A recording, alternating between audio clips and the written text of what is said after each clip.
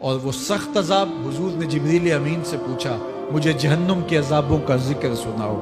عرض کی حضور سب سے ہلکے عذاب کی کہانی سناتا ہوں، اور وہ یہ کہ جہنمی کے پاؤں میں آگ کا جوتا رکھا جائے گا، باقی پورا بدن اس کا سلامت ہوگا۔ یہ سب سے ہلکے عذاب کی کیفیت ہے۔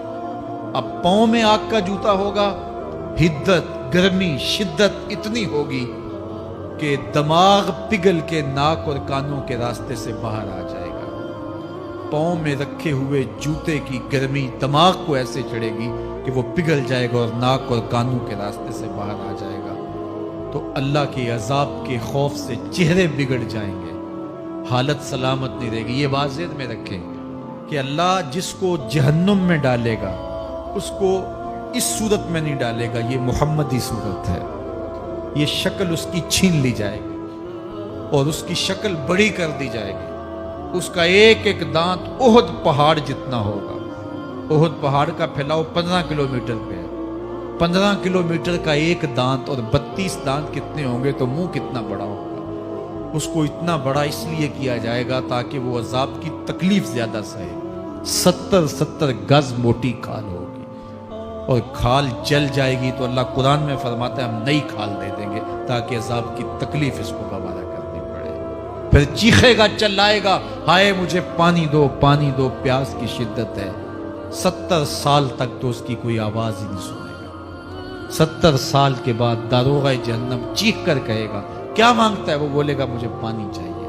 کہا جائے گا تو بے بھی ملتا ہے پانی۔ پھر داروغہ جہنم اسے پانی دے گا، کوکا کولا کی بوتل دے گا یا پیپسی تھما دے گا یا منرل واٹر کی بوتل دے گا؟ نہیں، قرآن بتاتا ہے اسے مائے حمیم دیا جائے گا، کھولتا ہوا پانی، اور وہ اتنا گرم ہوگا جب پینے کے لیے چہرے کے قریب کرے گا اس سے اٹھتی ہوئی بھاپ کی وجہ سے چہرے کی کھال ادھڑ کے اس کے اندر گر پڑے گی، لیکن اس کے باوجود اس کو پینا پڑے گا۔ اللہ فرماتا ہے یہ دنیا ہی سب کچھ نہیں ہے، سمجھ لیا یہی سب کچھ ہے، آخرت کو بھول گئے، صبح اٹھے کام پہ چلے گئے، شام آئے آبادگی میں چلے گئے، صدائیں آتی رہیں حی علی الصلاح حی علی الفلاح، کوئی پرواہ نہیں کی، نہ پیشانیوں نے سجدے کیے، نہ سوچوں میں پاکیزگی آئی، زندگی یوں گزار کے چلے گئے۔ ایسے نہیں، کہا ایک وہ ہوں گے جن کے چہرے شگفتہ گلاب ہوں گے، ایک وہ ہوں گے جن کے چہرے بگڑے ہوئے ہوں گے۔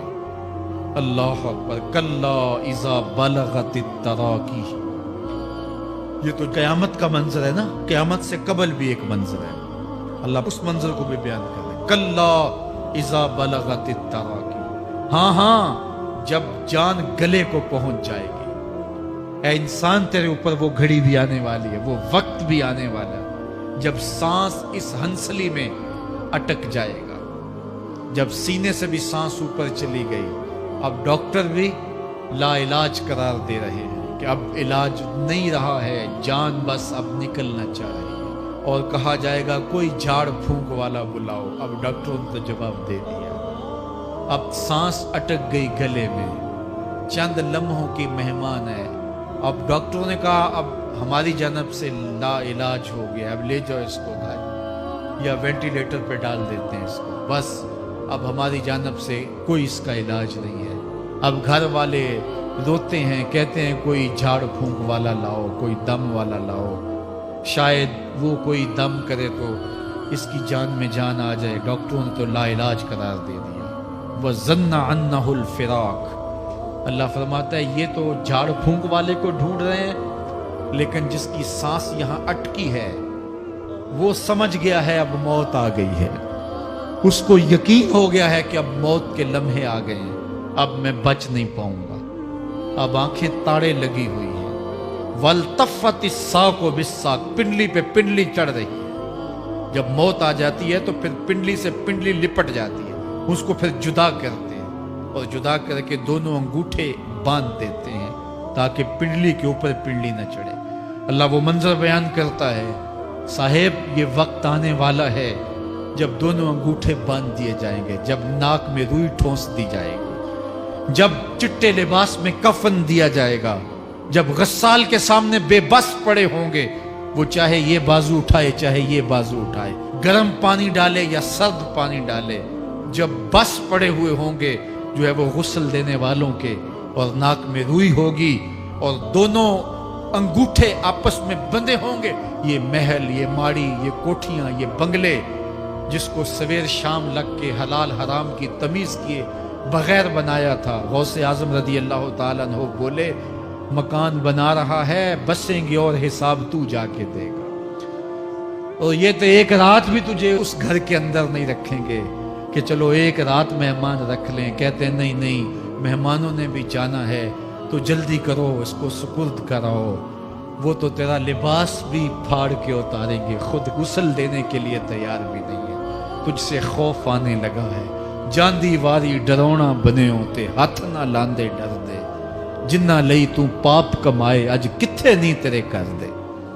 आज तो वो तेरे साथ तुझे गुस्ल देने के लिए आमादा नहीं है। वल्तफ़ति साक़ो बिस्साक़, जब पिंडली पे पिंडली चढ़ने लग जाएगी।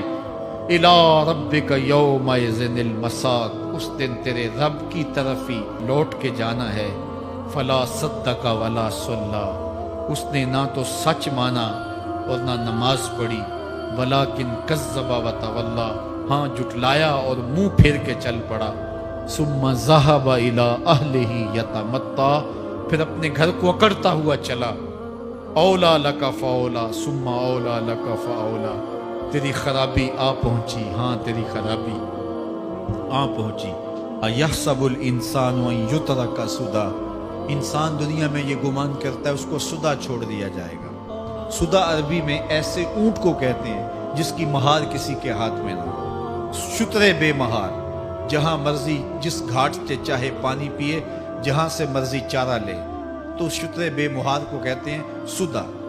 तो ये इंसान भी गुमान करता है कि मैं भी सुदा हूं, मुझे कोई क्यों पूछे, मेरे जज्बात पे कोई क्यों कदगन लगाए, मुझे क्यों रोके कोई।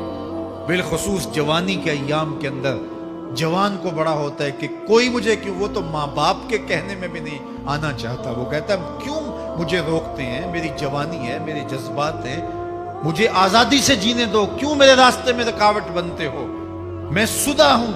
अल्लाह फरमाता है नहीं, एक ऊंट तो सुदा हो सकता है, जिसको मैंने अशरफुल मखलूकात बनाया है उसको तो सुदा नहीं छोड़ूंगा, उसको तो पाबंद बनाऊंगा हकाम का। अब वो कहता है कि नहीं नहीं, ये कैसे दोबारा उठाए जाएंगे।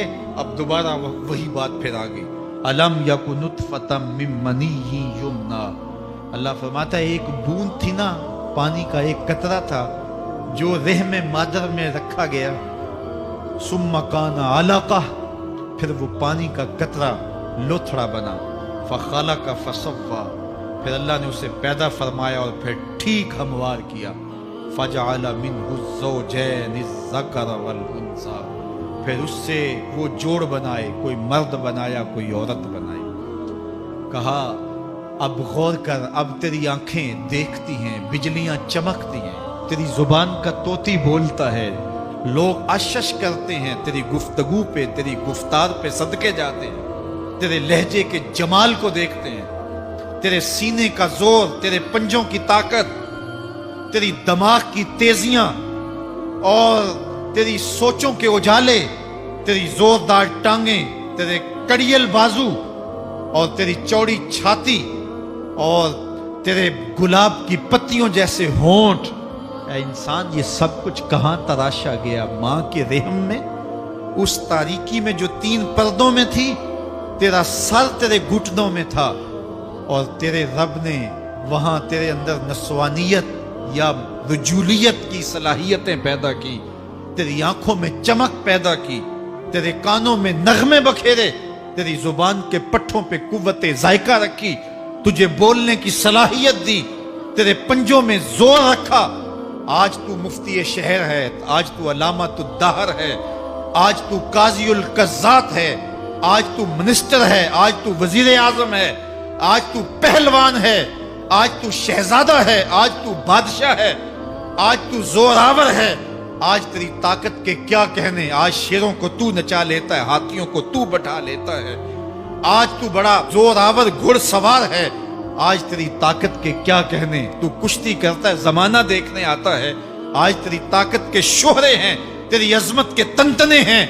लेकिन इंसान, तू एक नापाक कतरा था और रहम मादर में था, تیرے اندر یہ رنگ کس نے بھرے، تیرے کانوں میں نغمے کس نے رکھے، تجھے دماغ کی قوتیں کس نے دی، زبان کو بولنا کس نے سکھایا، آنکھوں میں توانائیاں کس نے رکھی، تیری زبان کا طوطی بولتا ہے، یہ سلیقے کس نے دیے؟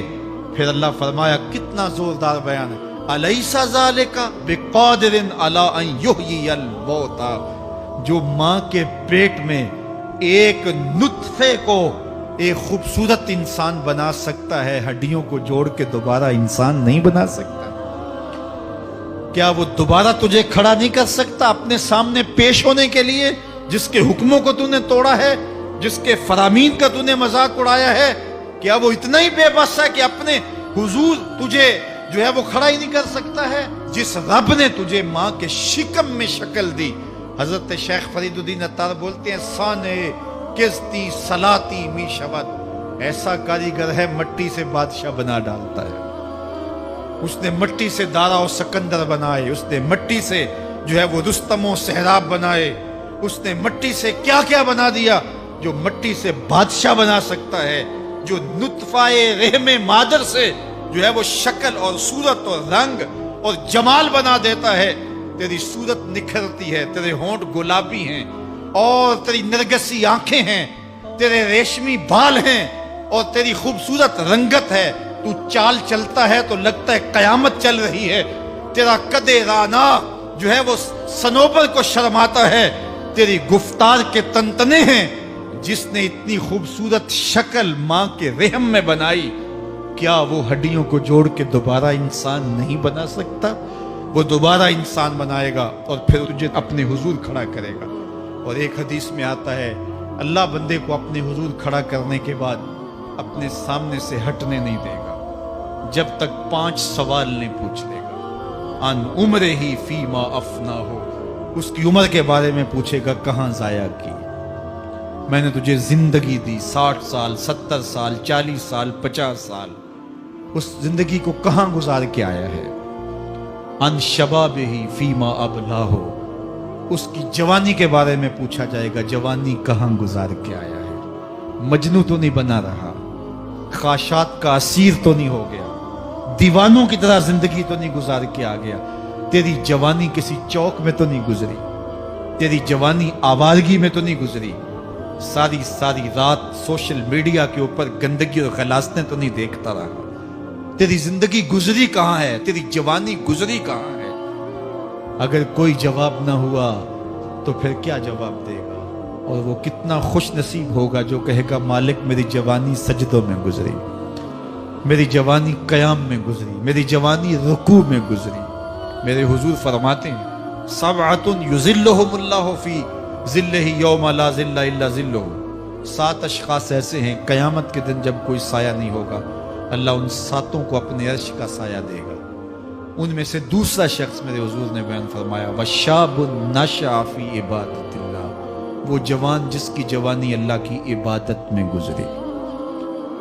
جوانوں، اپنی زندگی کو مالک کی دہلیز پہ لے آؤ۔ جوانی وہی ہے جو مالک کی چوکھٹ پہ گزرے۔ اپنے دل کا تعلق جوڑو، عشق کرنا ہے تو پھر آمنہ کے لال سے کرو، محبت کا رشتہ ان سے جوڑو، تعلق کا ربط ان سے قائم کرو، جوانی کو دین کی راہ پہ ڈالو۔ اللہ اکبر، سنو میرے حضور کا فرمان، انا حبیب اللہ، میں اللہ کا حبیب ہوں۔ پھر فرمایا، الشاب التائب حبیب اللہ، جو جوان جوانی میں توبہ کرے وہ بھی اللہ کا حبیب ہے۔ آؤ اللہ کے حبیب بن جاؤ، اللہ کے حبیب بن جاؤ، اللہ کے حبیب بن جاؤ، اللہ کے محبوب بن جاؤ۔